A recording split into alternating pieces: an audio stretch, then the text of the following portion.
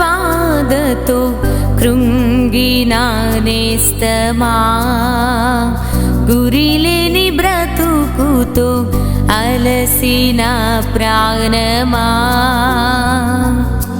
తన కరములు చాచి నిన్ను పిలుచుచున్నాడు, తన కరములు చాచి నిన్ను పిలుచుచున్నాడు. ఆదరిస్తాడు, ఆదరిస్తాడు యేసు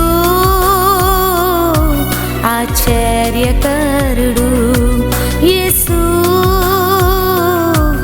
ఆశ్చర్యకరుడు,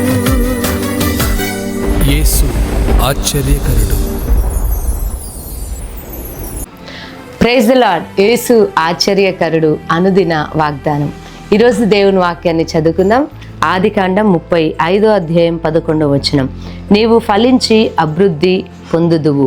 దేవునికి మహిమ కలుగును గాక. దేవాది దేవుడు యాకోబుతో అంటున్నాడు, యాకోబు నీవు ఫలిస్తావు, అభివృద్ధి చెందుతావు, విస్తరిస్తావు, అనేక జనములకు ఎదిగో నువ్వు ఆశీర్వాదకరంగా దీవెనకరంగా ఉంటావు అని ఒంటరి వాడిగా ఉన్న అబ్రహాముతో దేవాది దేవుడు మాట్లాడుతున్నాడు. తనని ధైర్యపరుస్తూ తన జీవితంలో దేవుడు చేయబోతున్న విషయాలను దేవుడు ఇదిగో యాకోబుతో మాట్లాడుతూ ఉన్నాడు.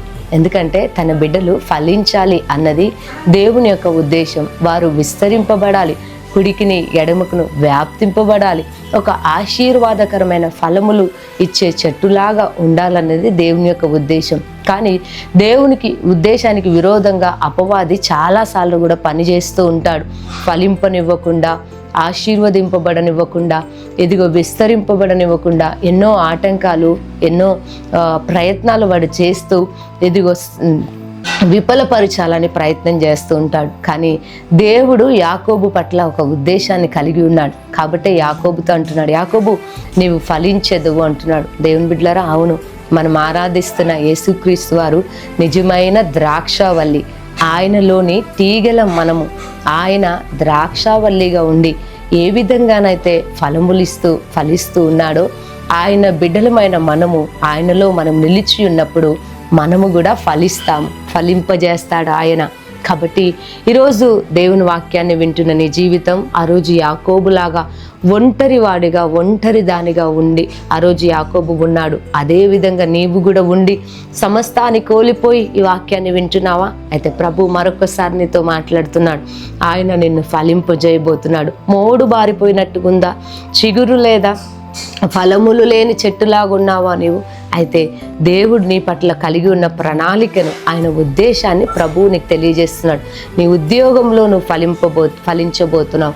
నీ కుటుంబంలో ఇదిగో నువ్వు ఒక ఫలభరితమైన వ్యక్తిగా ఉండబోతున్నావు. నీ సంఘంలో నువ్వు ఒక ఆశీర్వాదకరమైన వ్యక్తిగా దేవుడు నిన్ను ఉంచబోతున్నాడు. కాబట్టి వెనుకున్న వాటిని అన్నిటిని మరిచి దేవుని వైపు చూడండి. ఆయన మిమ్మల్ని ఫలింపజేయబోతున్నాడు. ఆ రోజు యాకోబుతో దేవుడు మాట్లాడి ఆ వాగ్దానాన్ని దేవుడు నెరవేర్చాడు. తెలుసా అండి, అనేకులకు ఆశీర్వాదకరంగా దేవుడు యాకోబుని నిలబెట్టాడు. కాబట్టి మీ జీవితాల్లో, మీ కుటుంబాల్లో కూడా దేవుడు అద్భుతమైన కార్యాలు జరిగించి నడిపించబోతున్నాడు. ఈరోజు మీరు ఫలములు లేనట్టుగా ఉన్నారేమో, అయినా భయపడొద్దు. దేవుడు మిమ్మల్ని ఫలింపజేయబోతున్నాడు. మరలా ఆయన మిమ్మల్ని కట్టబోతున్నాడు, నీరు పోయబోతున్నాడు, మిమ్మల్ని సరిచేయబోతున్నాడు. ఆయన తనకి ఇష్టమైన ఇదిగో పాత్రగా మిమ్మల్ని మలిచి ఇదిగో ఫలములు ఇచ్చే చెట్టుగా ప్రభు మిమ్మల్ని నిలబెట్టబోతున్నాడు. కాబట్టి ఈ మాట నమ్మి ప్రభుని స్తుతించండి. మీకు ఒక చిన్న ప్రార్థన చేస్తాను. సర్వశక్తి గల దేవా స్తోత్రం. ఎంతమంది బిడ్డలైతే ఈ మాటలు వింటూ విశ్వసిస్తున్నారు. అయ్యా ఇదిగో ఇప్పుడు మోడు బారిపోయినట్టుందేమో, ఎండిపోయినట్టుందేమో, ఎడారిలాగా ఉందేమో, కానీ నీ వాక్యము ద్వారా మీరు మాట్లాడారు. ఇదిగో నీవు ఫలించెదవు అన్నావు. అవును ప్రభువా, మీరు ఫలింపజేసే దేవుడు, మీరు నిజమైన ద్రాక్షావల్లి అయిన దేవుడు. మీలోని తీగలం మేము నాయన. అయ్యా మా పరిస్థితులు ఈరోజు ఎలా ఉన్నా మీరు మమ్మల్ని ఫలింపజేయబోతున్నారు, ఒక ఆశీర్వాదకరంగా నిలబెట్టబోతున్నారని నమ్ముతున్న బిడ్డల జీవితాలు అద్భుతాన్ని చేయమని యేసు నామంలో ప్రార్థిస్తున్నాను తండ్రి. ఆమెన్. దేవుడు మిమ్మల్ని దీవించునుగాక.